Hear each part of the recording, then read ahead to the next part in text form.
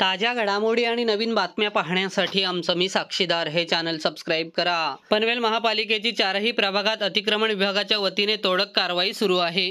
पनवेल महानगरपालिकेच्या वतीने अतिक्रमण विभागांतर्गत प्रभाग कार्यालयाच्या वतीने गेल्या 2 दिवसांपासून हातगाड्यांवर तसेच अनधिकृतरित्या बांधलेल्या झोपड्या, दुकानांबाहेर अनधिकृतरित्या ठेवलेल्या सामानांवर आयुक्त मंगेश चितळे यांच्या निर्देशानुसार तोडक कारवाई करण्यात येत आहे.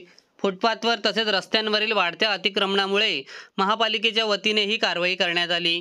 शहरातील हातगाड्यांमुळे वाहतुकीला अडथळे होत असल्याने मंगळवार 3 डिसेंबर रोजी कळंबोलीमध्ये सुमारे 12 हातगाड्यांवरती तोडक कारवाई करण्यात आली. तसेच पनवेल प्रभाग ड मधील उरण नाका येथील 7 हातगाड्या जप्त करून त्या तोडण्यात आल्या.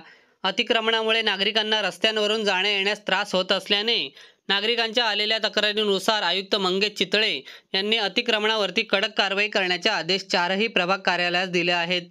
त्यानुसार 4 डिसेंबर रोजी खारघरमध्ये सेक्टर 12 येथे अनधिकृतरित्या वसवलेल्या झोपडपट्टीवरती तोडक कारवाई करण्यात आली. याबरोबरच पनवेलमध्ये लाईन अळीमध्ये दुकानदारांनी दुकानाबाहेर ठेवलेल्या सामानांवर जप्तीची कारवाई करण्यात आली.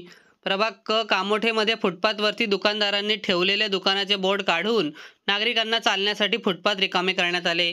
प्रभाग ब कळंबोलीमध्ये फुटपाथवरती अनधिकृतरित्या उभारलेले सरबताचे स्टॉल्स, इतर स्टॉलवरती तोडक कारवाई करण्यात आली.